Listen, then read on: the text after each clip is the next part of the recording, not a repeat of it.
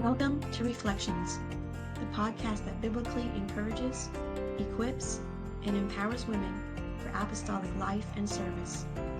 Here's your host, Dr. Cindy Miller.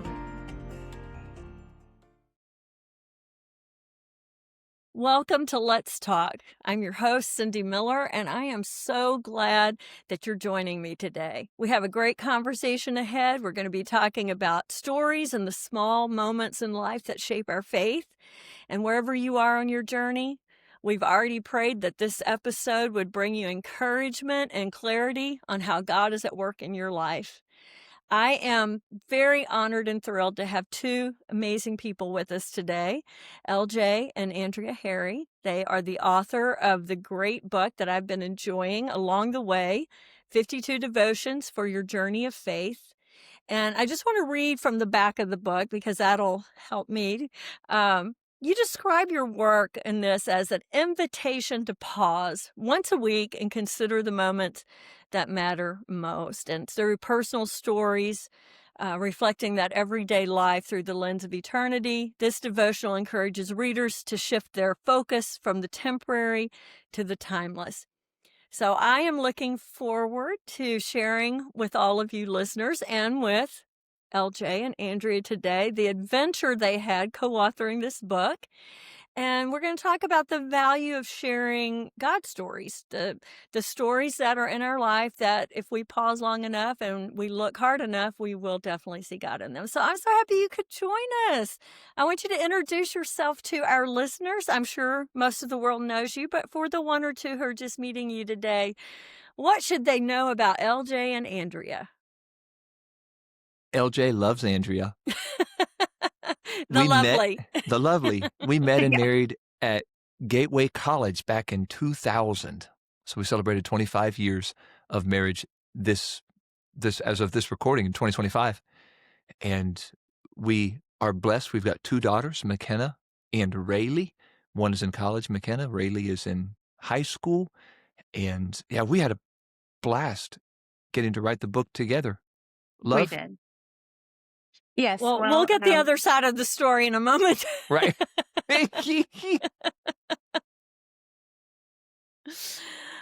Welcome, Andrea. Thank you. Do you know LJ was in my classes at the graduate school, and I always heard you referred to as the lovely. I don't think I even really knew your first name. So in my phone contact list, it says Andrea the lovely Harry. That's how I have you in my contact list. But I am so happy you guys are here, and it's always fun to talk to friends. So I want to get started because we know from personal experience that we could talk for hours Yes. before we even get to the point. So I'm going to try to not do that and get right to the point. But I wanted to just mention this. It takes a lot of courage to share personal stories, about your life, which you did in this book. You shared some imperfect moments. You shared the unexpected. You didn't hesitate. I'm not sure. I don't know the real story, but it looks like you didn't hesitate to allow your true, authentic self to kind of shine through. I mean, we all want to look better than what we actually are, but you shared some really amazing stories with the reader. So I'm going to ask you this. What prompted you to take your own experiences and shape them into stories that you felt others could learn from and it would encourage them on their own journey? Well, I'm just a very normal, ordinary person, and I feel like those everyday little moments in my life are the ones that actually speak volumes to me, if that makes sense. Sure.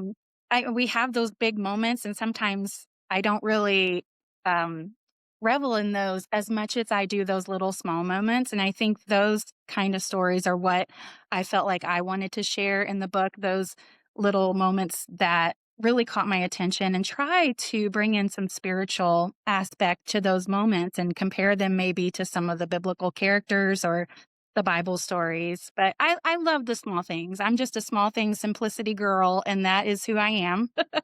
And I just really enjoyed that, being able to share that in the book. That's how God speaks, really, is in the everyday, in Yes, real I feel life. that. Well, for me, as I love devotionals. So when I was at General Conference last year, I picked it up and I was so excited because that's me. I'm always looking for it. And so I have to confess to cheating. I didn't do one per week. I got right into it. Maybe it's because I wanted to know you better or what. I was doing more like one a day than one a week because I love devotionals. But yeah, I mean, how'd you wind up selecting your stories? Because I mean, in 25 years together, you probably have a lot of stories, right? I'm Oh, yeah. assuming. I mean, Yes, yes. you can't two great personalities have to have a lot of stories. So how did you, in 25 years of real life living every day, big moments and natural family, couples, personal stories, how did you narrow down 25 years to 52? That's a great question. Yeah, it is. Oh. One of the things that helped me when I was writing mine, I used to edit the Ohio News, which was the Ohio District Magazine, and I had an editorial column every month. And so a lot of Mhm. those stories would find their way into those columns or into a message or a lesson I was teaching or preaching. So then would try to take those out and flesh it more for the eye rather than the ear, especially if it was for preaching or teaching.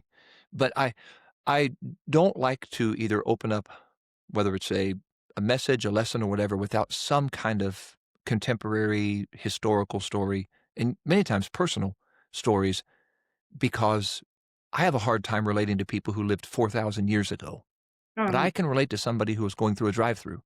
So if I tell the story about me driving over a parking block and tearing the gas tank out of my car at Wendy's, I can relate to that. And everybody just loves you automatically. Like, yes, thank you Like, for sharing that. I'm feeling good yeah, about myself today. exactly. So some of these stories, like the story in the devotion called "Who Needs Hobab," the story about me getting us lost in Washington D.C. on a very hot summer day after we had pushed our daughter in a stroller all around D.C., seeing all the sights, and then trying to go to see Lincoln and ending up at Jefferson, all because I got us lost. Everybody reads that and goes, "Oh yeah, that's LJ." And But all the they women do feel go, better about yes. And themselves. what took her so long to call the Right. ride? Yeah, exactly. What a wonderful woman you're married to, I LJ. am. She's So extraordinary. She said she's patient. ordinary, but she's extraordinary. In fact, now whenever we get Just feel like lost, I'm along for the ride. So right, I'm enjoying Yeah, the ride. Yeah. yeah, whenever we get lost, yeah. Andrea will So, tell me which way we need to turn, and we turn that way. Whichever way she says, we turn it. If it's into a lake, we're going because she knows yeah. better directionally than I do. Well, you've learned after that. You've learned, right? Right, Well, exactly. I just say thank God for GPS, you know. Yes, Yeah, yes. Thank God. yes. Then it takes in marriage counseling, I used to always think of couples for premarital if they would do the take a trip and see, how it works out with someone giving directions off of a map. That would narrow down. That would just weed out a lot of Oh, unnecessary marriages, right? or one grocery shopping trip where one has a calculator, one has a list. We have a story Yeah. Goodness. about that didn't make it in Oh, the book. That's volume 2. That's yeah. coming up. That's right. Oh, I love that. Yeah, a grocery store list, calculator. I think I'm seeing a volume 2 coming up Yeah, here. yeah.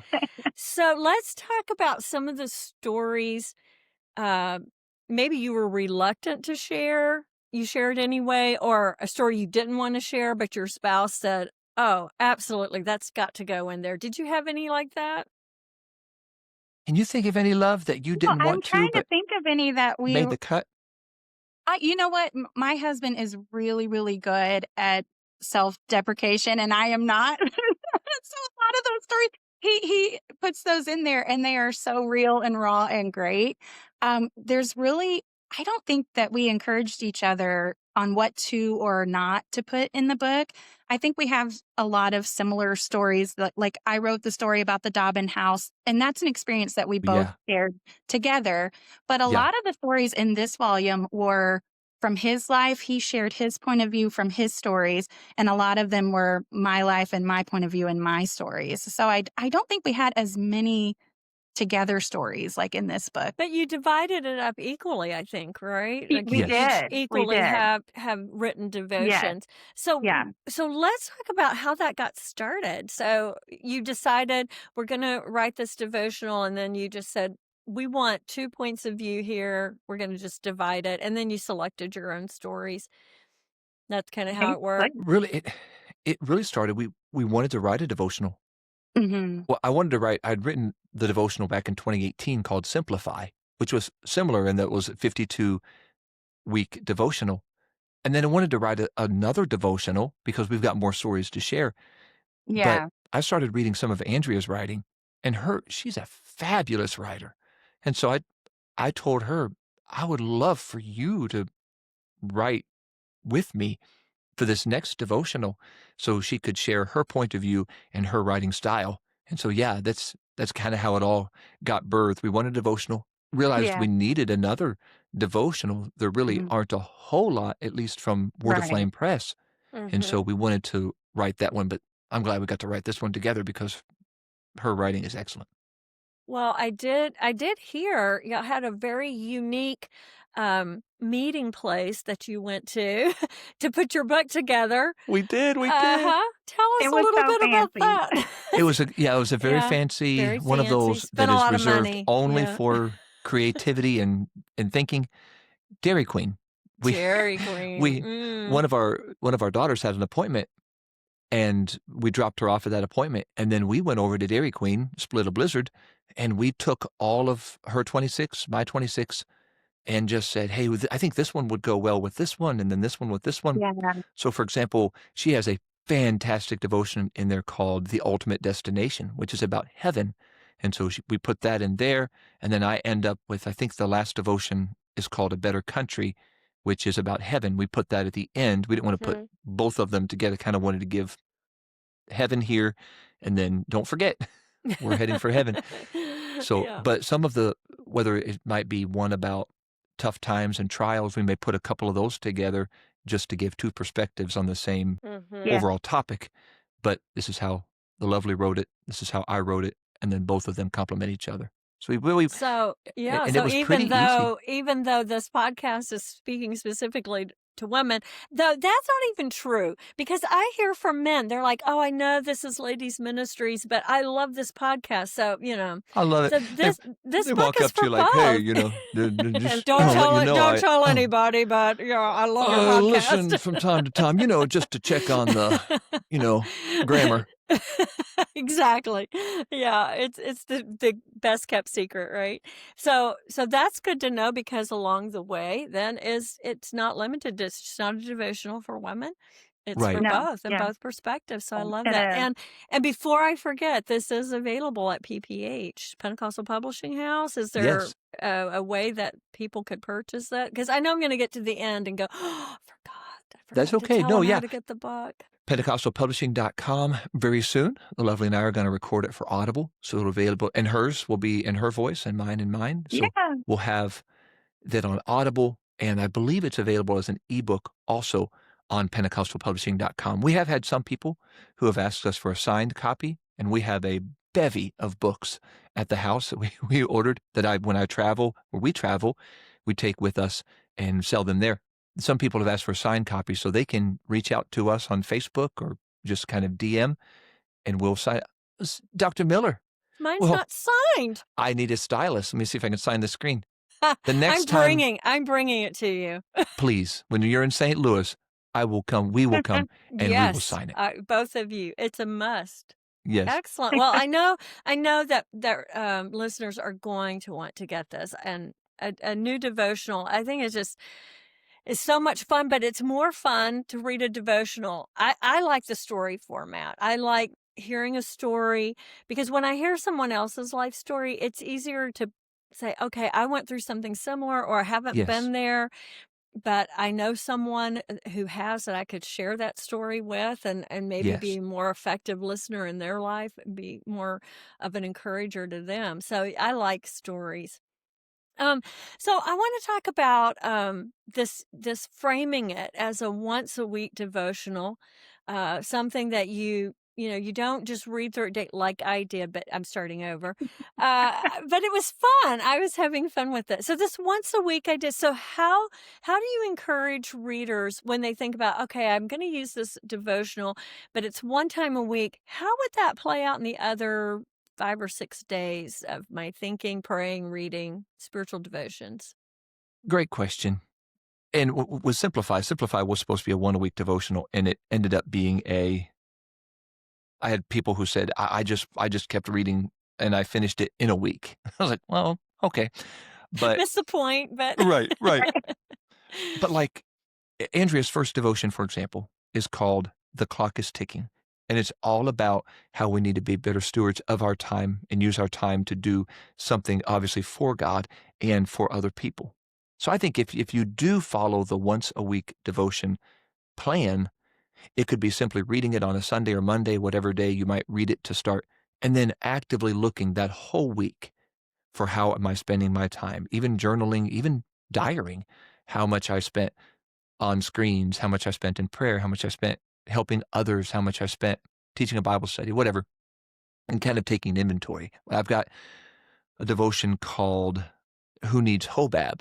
And I mentioned that a little bit earlier, and it's all about having spiritual leadership in your life, people you can go to and ask for direction. When you don't know what to do, you go to somebody who's been there and has done that, and you can ask them the question. So that would be that week you would focus on, okay, this week I'm going to reach out to spiritual leadership. Even if that's not to ask anything, maybe you're doing great. It could just be to write a card to them and say, just want to let you know, I thank you for your leadership, your voice in my life. I wouldn't be where I am had it not been for you helping me along the way. There's a title. So that, the shameless plug. But so I think if you use them almost as for this week, I'm going to focus on this, then that could help frame that I read it and now I'm going to apply it and actively look for how to live it out. And well, yes, in each devotion, it starts with a scripture and then it ends with a prayer. And so I think if we, want to focus weekly on that, maybe rereading that scripture every morning as Well, that's part of, great. what we read in the Bible as well, and just rethinking, recapping, rehashing that devotion in our mind for that week. And also, I'm a huge journaler. So every time I read the Bible or anything, like one time I read the Bible through and it took me 5 years because I journaled about everything I read in that chapter and what stood out to me and what made me think of something else, just any little tidbits that I got. So I feel like if you use this as part of your journaling time, maybe that could help to kind of re put that in your mind and help you throughout the week to use those devotions. Well, I really I'm a journaler too. So, but Yeah. I like the idea of this, like, slow down. We don't have to Hmm. rush through and do Yeah. something brand new every day. Yeah. I've started, I think I've probably been doing it a long time, but being much more intentional about it. I've started making sure daily that I write out scripture.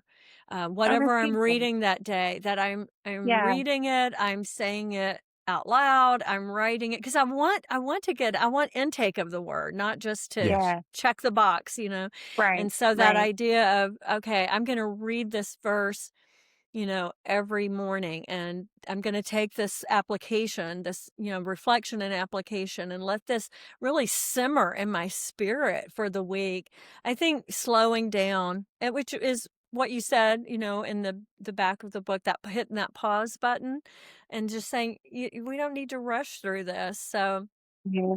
I like that, and I'm hopeful, that listeners feel like this is, if you need permission, you don't, but Right. should you feel like, oh, you need somebody to say you have the right to pause and slow down, and what you said, Andrea, about it took you 5 years to read the Yeah. Bible all the way Yeah. through, but you did it.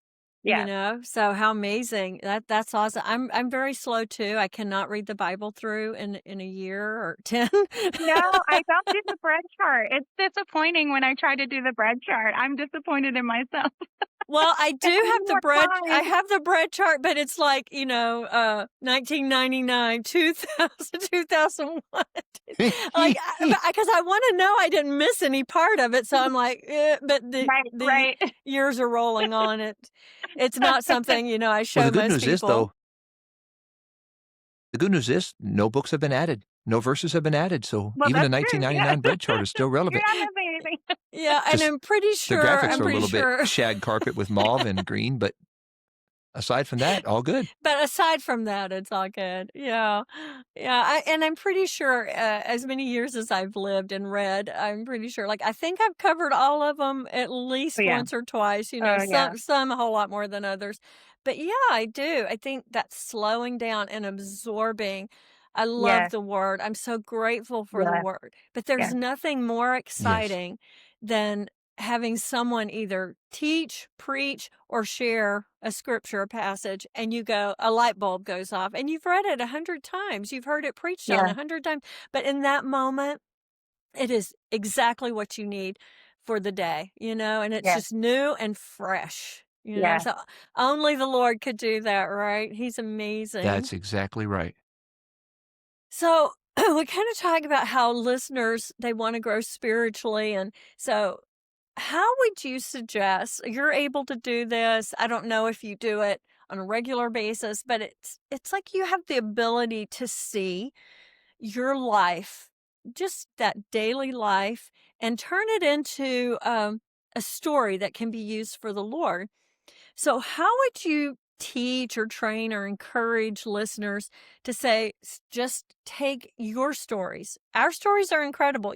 These stories and along the way and simplify, like they're so encouraging. They're incredible stories, but they're real life, Yeah, you know? exactly. So is that a gift that you have to do that? Or do you think it's a skill or a spiritual discipline you've incorporated that you practice? How can other people look at their ordinary, real everyday lives and start picking out, how is God in this? How do I reframe this?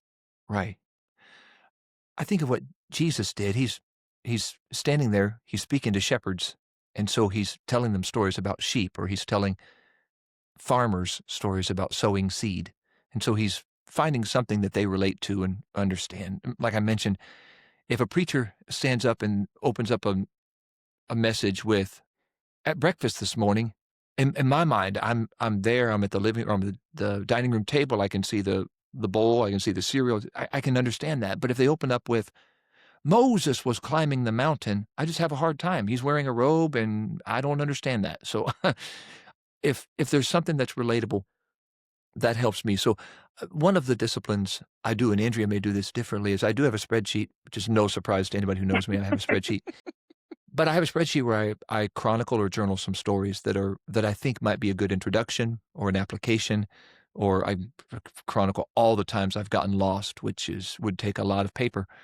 But I write those down because those may come in handy later, whether it's for a devotional or a message or whatever. There's a neat book called Storyworthy by Matthew Dix. I don't recommend the whole book because some of it is his misspent college years, but the way he tells about how do you frame a story, he deals with this whole thing about I think it's called Journal Your Life or something like that, or however he calls it. But basically it is, at the end of the day, in your journal, write something that happened that day that may be mundane, but later may come back for a great story or a great way to tell his story through story. So that's one kind of spiritual discipline or habit. What about you, love? I think for me, the first thing that came to mind was when I read the book 1,000 Gifts by Ann Voskamp. She made a gratitude list, basically, and that was her 1,000 gifts. And it was stuff that when I first read the book, I was like, this is so silly. Like, because she was, standing in her kitchen and somehow she's washing dishes and there's a big bubble that appears on her hand and she thanks God for this soap bubble, which Yeah. Yeah. so just tiny.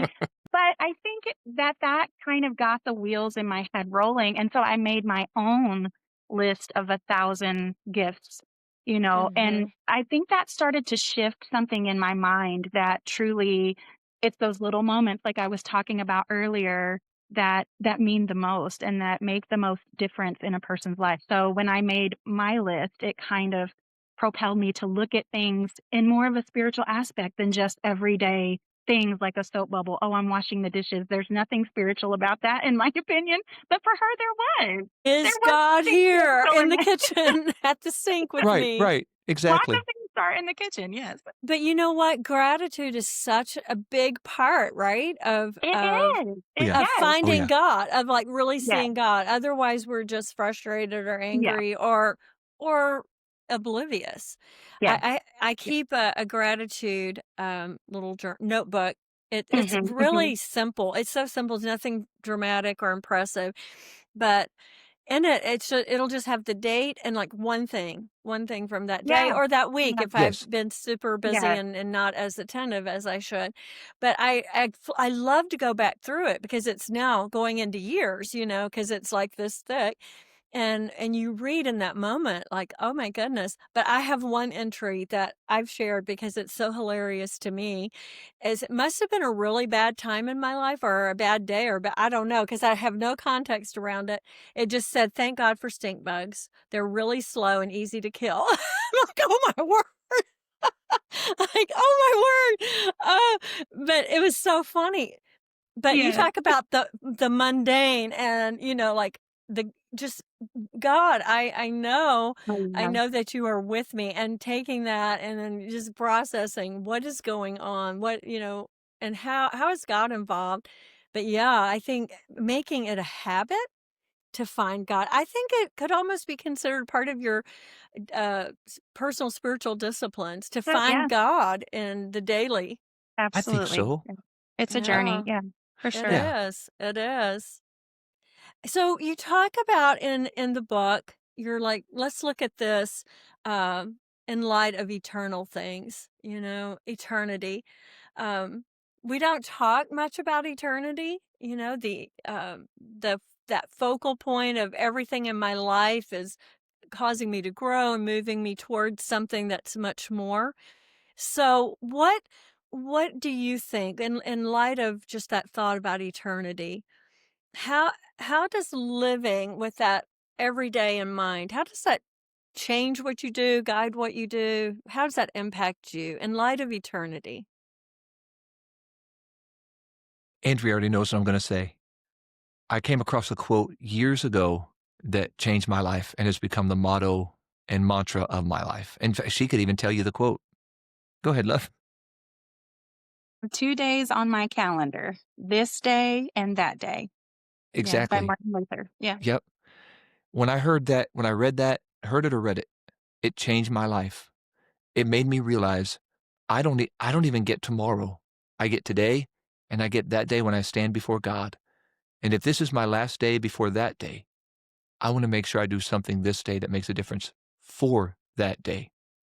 So that has completely changed everything in the way I try to look at a day versus not just try to get a to-do list done, but did I do anything of eternal impact? Even if it's Yes. just, did I walk with God today? Did I get closer to Him where He can Yes. shine brighter through me? Anything I can do this day, because one day, this day will be that day when we stand before God, give account for all of our days. And I want to do more than just plan for what I have here, but for what happens when we get there. That has helped me in light of eternity. That's powerful. Yeah, I This think I day and mentioned. that day. Oh, Yeah. Yes. wow. Yeah. Yeah. Andrea, you were saying? Sorry. I think I was mentioning I had reread even this morning. I was flipping back through the book and I was rereading something that I had written that a minister said every single day he tries to do something that would impact another person because truly eternity is all about the people, us. Like we need to reach the people. And so, what am I doing every single day that would touch another life? How am I touching another life, whether it be even someone in my own family or a friend, or how am I being an encouragement today, or how am I reaching out to someone to try to bridge that gap for them between God and whatever they're facing today? So I think that is a lot of what propels me daily to think about eternity. What am I doing today that impacts someone else's life? And I think a real It's not small always easy. no, a real small point could be we make fun oftentimes at the church because of prayer requests when they were open mic prayer requests, they could get all kinds of scary. Yeah. But All kinds. all kinds of scary. But even the prayer requests on the screen, for example, we had on Sunday, we had a wonderful altar call. People came up to the altar for specific needs. And so I would write those needs down, journal them. Here we go back to journaling, and then follow up. I know you requested prayer Sunday. You weren't feeling well. How are you today? Which is all that is doing is taking what happened Sunday and letting it live beyond Sunday to where you have some kind of impact or reach out to somebody. So that's an easy one. That's really a weekly one. You just take those prayer requests, journal them, and then follow up with the people and genuinely pray for Right. the people who need Absolutely. something. Or if you can meet a need, if it's pray for us, we're looking for a house, we may be kicked out of our house, whatever. Do you guys, when you move, do you need help moving? Anything like that you can Right. do to minister to somebody. I love that. Well, when we live in light of eternity, it really does have a daily impact, as it should, Right. because it's not all about us just getting through the day and making Right. sure me, myself, and I have taken good care of ourselves. Oh, Exactly. well, we're kind of getting close to the end. So I wanted to ask this for sure. Is there a particular story, a devotion, that you absolutely love? And if people, as soon as they get the book, you want them to go and read that one first? I have my Go book ahead, here. love. So let me see the Let me go. Let me look. Oh, I was flipping back through it this morning. I forget the title of it, but it's the story about my grandmother and her grit and her determination. And I just, because I love Yeah. my grandmother so very much, she is tough as nails. A tough old bird is literally what everybody calls her, the tough old bird. And she's like the mama at the nursing home right now. She's just still going and That's she's so strong. amazing. And I love sharing a little bit of her spiritual journey, especially with my grandfather who struggled with alcoholism and post-war trauma and things like that that nobody talked about back then. You didn't really hear about help for things like that, but she was raising 7 kids practically by herself, and just her grit and her determination. I feel like that is such a fun side of my life that I want to share. It's such a good story. She ends up on the hood of a car, and I'll just leave it at that. You got to read the Okay, story. this is such a great marketing technique right here. Like, I can't remember the chapter, I can't remember the name of it, but you just read through it all until you Yes, come to my Exactly. grandmother's story. I love that, Andrea. Good, good. Exactly. Now the first thing I'm going to do, because apparently I either missed it or skipped over it somehow in my reading through the whole thing. So that's as soon as we end, I'm going to find that. LJ, yes, what's you'll your find it. favorite? So aside from the whole 2 days thing, I think there's a devotion called What About Trophimus? That when I came across that passage in Scripture, it says Trophimus, Paul was writing, and he said, Trophimus have I left in Miletus sick. I think this is Paul. This is Paul who prayed for a guy who fell from a third-story window, and God raised him from the dead. This is Paul who prayed for this guy, and he was healed, and this guy could walk, and this guy couldn't see anymore because he was being a not nice guy. Like everything Paul prayed for, God answered, except Trophimus. It was a traveling buddy, and for whatever reason, God chose not to heal Trophimus, and Paul basically had to say, I had to leave Trophimus on Miletus. He was sick. I'm hoping he's going to get better, but I have to keep doing what I'm doing. And that gives me hope that when I pray for somebody in the altar or in my devotion, and if God doesn't heal them or answer in the way I think he should, it may not be anything wrong with my faith. If That's right. Paul couldn't pray for Trophimus and the Yeah. Lord had healed him, then maybe God has a different plan. It may not be my faith or their sin. It could be God has a different plan. So that helped reframe and take the pressure off of me to try to perform the miraculous when I can't do it anyways. And if Paul couldn't, I certainly don't stand a chance. The pressure is off, and it's It's off. just so true. Like, we just have to be real people and not try to be superheroes of faith, just really understanding that who we are in him, and it really is all about him. It is. All right, we're really coming to the very end. So in the last 30 seconds, is there anything you would like to say to our listeners that I didn't ask or you didn't have a chance to yet? I just want to tell them thank you for reading along the way and truly, genuinely hope that this is a help to them as they walk from here toward heaven. Yeah. Yes, this was some people call writing a book a labor of love. I had said it before. It was not a labor for me at all. I just loved every minute of getting to share stories from the Bible, stories from our lives. It was just such a delight. And we truly hope that it's a blessing to everyone who reads it. And we pray that God would just bless you along the way. Oh, well, they're wonderful stories. And for those who are listening today, I want you to think about the ordinary moments, a story in your life that could take on eternal significance if you stop to reflect on it. Because we would love to hear your stories. We would Yes. love to hear how you're seeing God at work, whether it's through a journal entry or just something you've written. So, I mean, reach out and share it with us. Thank you, LJ. Thank you, Andrea, the lovely, for Thank being you. with us. Thank you both Thank you so for having much. us. And Thank you. it has been so much fun, but it's always fun when we get to be together. And so, for those of you who are listening, be encouraged. Know that the Lord is in your everyday story. You just need to pause and look for Him there, and you will find Him. You seek Him, you will find Him. Yes. And if this episode has encouraged you and you think it would encourage someone else, please do share it and help us get the word out that there is a podcast for apostolic women, and we are here to share great things like this devotional with you. So until next time, God bless and take care.